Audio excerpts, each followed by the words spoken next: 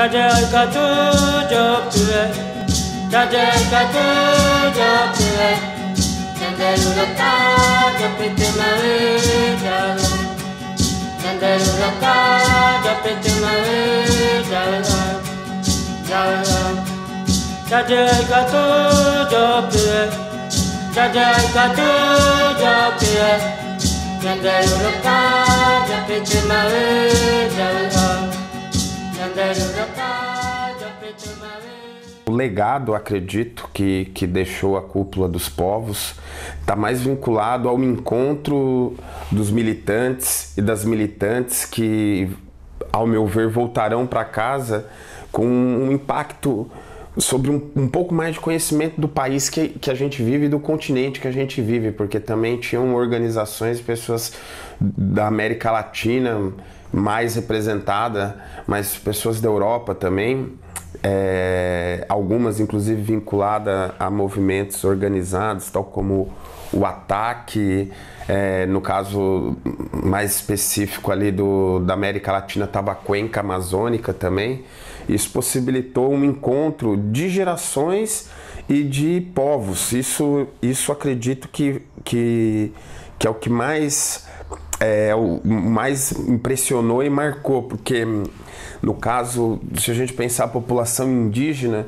nós ali podemos encontrar pelo menos em representação quase a totalidade dos povos indígenas, e isso foi um encontro para pessoas que não estavam acostumadas a ver o seu povo, o povo brasileiro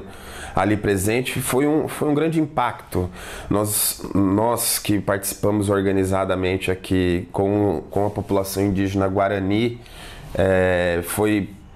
ao nosso ver, foi impressionante ver a diversidade, inclusive dos nossos parentes indígenas, tanto do Brasil como do Equador, da Bolívia,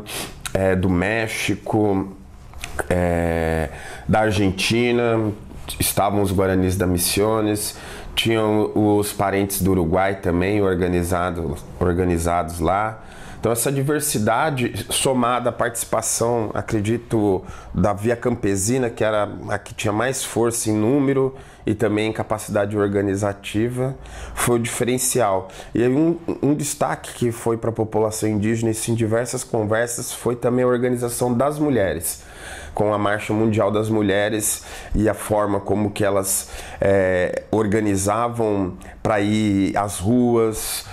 para fazer as respectivas marchas. Isso num aspecto positivo. No aspecto não tão positivo, tem a ver um pouco também com a própria característica da organização dos povos indígenas, que a maioria não foi por auto-organização, isso é um financiamento via FUNAI, via CIMI, todas as agências que de certa maneira ou outra são agências que com um argumento de proteção ao indígena, na maioria das vezes o infantiliza ou tutela o indígena. Isso repercutiu na forma das ações que foram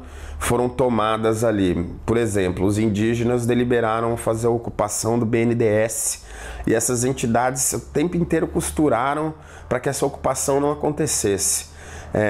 E inclusive com representantes do governo fazendo esse lobby, que isso marcou muito, mas mesmo assim a ocupação aconteceu. Quando eles conseguiram garantir o lobby deles, que foi para o protesto ali no Rio Centro, os indígenas aguardaram que essas organizações mandariam até 50 ônibus para buscar a população. E não foram enviados e acabou que o protesto não ocorreu, demonstrando essa tentativa permanente de, ora, ludibriar o indígena e também fazer com que ele não participasse de protestos e sim construísse. Tanto é que organizaram num espaço próximo a Rio Centro um encontro através da Tribal Link Association, uma organização internacional que visa também nesse papel de proteção dos povos originários. Organizaram os povos da Amazônia separados do resto dos povos indígenas do Brasil. Isso soou como uma tentativa de divisão para conquistar, vinculando principalmente as organizações aí de fundo confessional, né, que são as organizações religiosas, e isso fez com que parte dos povos, que são os povos principalmente do Xingu e da região amazônica, se afastassem dos demais povos indígenas que estavam ali, tanto hospedados no sambódromo, como participantes das assembleias na cúpula. Já esse grupo vinculado a essa organização se reunia única e exclusivamente com os povos originários da Europa e da Oceania, não com os povos originários da América Latina, e com a participação referendando a construção de documento da Rio+20, o que demonstrou o quanto é perniciosa essa relação da tutelagem que remonta até o Serviço Nacional de Proteção Indígena, a Lei Jobim aqui no Brasil, que fez esse apartamento das populações indígenas, e no caso das intervenções dessas associações, popularmente chamadas de organizações não governamentais, mas que não passam de meras associações de interesses privados que têm como intuito final a continuação da conquista e da dominação dos povos indígenas de seus territórios, que são ricos tanto em diversidade, em biodiversidade, e aí com uma característica atual, que é a exploração das mineradoras. Que esse é o ponto de luta de parte dos indígenas organizados na cúpula, enquanto, por sua vez, esses indígenas organizados na Junta Tribal Link Association estavam mais voltados a discutir questões que são menores a partir da análise do impacto que é o extrativismo que ocorre nas terras indígenas, e isso sem entrar no mérito da questão cultural, que é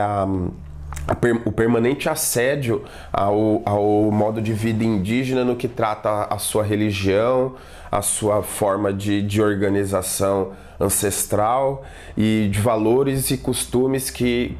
permanentemente são assediados pela forma que essas associações e seus agentes entendem que é necessário para o índio do ponto de vista político.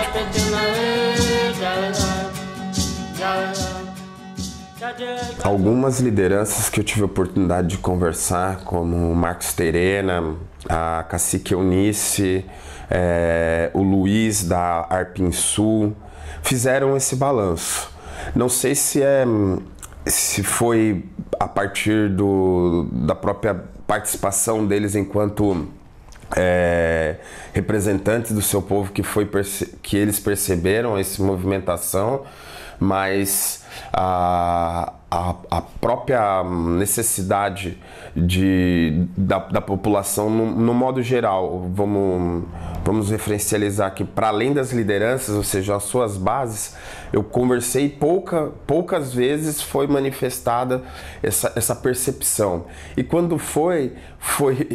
enviesado para criticar a própria Via Campesina e o MST, que direcionavam a organização para a sua agenda camponesa e de luta vinculada à reforma agrária.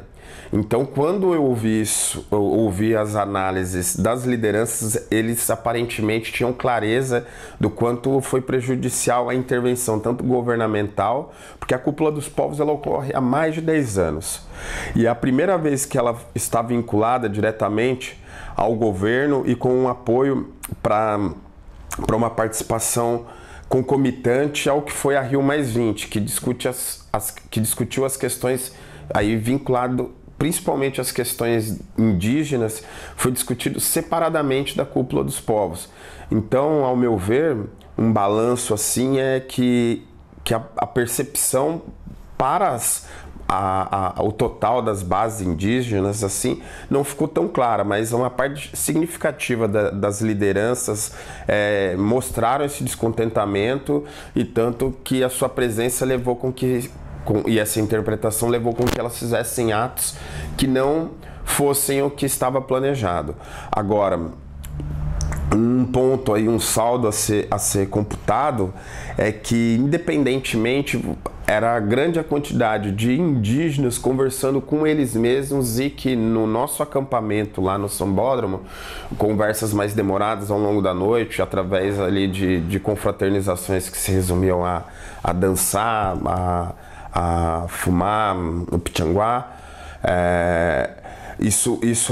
essa aproximação com os outros povos fez com que muitos parentes assim se percebessem com uma mesma causa, apesar de etnias e formas de vida diferentes, uma linguagem também, um idioma completamente diferente. Eles se viam enquanto índios e quanto a necessidade de lutar pela terra, porque é assim que eles se veem, como um sujeito da terra, que vive na terra e que a terra voltará.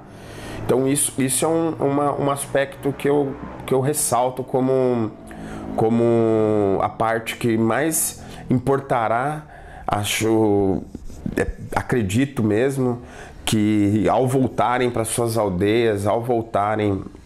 para suas casas e conversar com os outros parentes, isso repercutirá para a próxima cúpula dos povos, que é anual. Então isso eu acredito que avançará. No Sul, Santa Catarina, Rio Grande do Sul e Paraná, nós somos organizados em 7 ônibus. Foi os Xoclém, os Charrua, os Guaranis e os Caigangues. Todos eles aí auto-organizados a partir da sua associação. Isso é um ponto positivo aqui para o Sul, que não dependeu e não teve em nenhum momento financiamento da FUNAI ou de qualquer outra entidade que não foi a sua organização. Já os outros povos, ao que pareceu a maioria e o que foi anunciado o tempo inteiro nas assembleias, lá que eles estavam e precisavam até guardar os comprovantes de voo, porque senão não viajariam mais e que não obteriam mais financiamento da FUNAI. Então isso é um elemento que eu destaco, assim.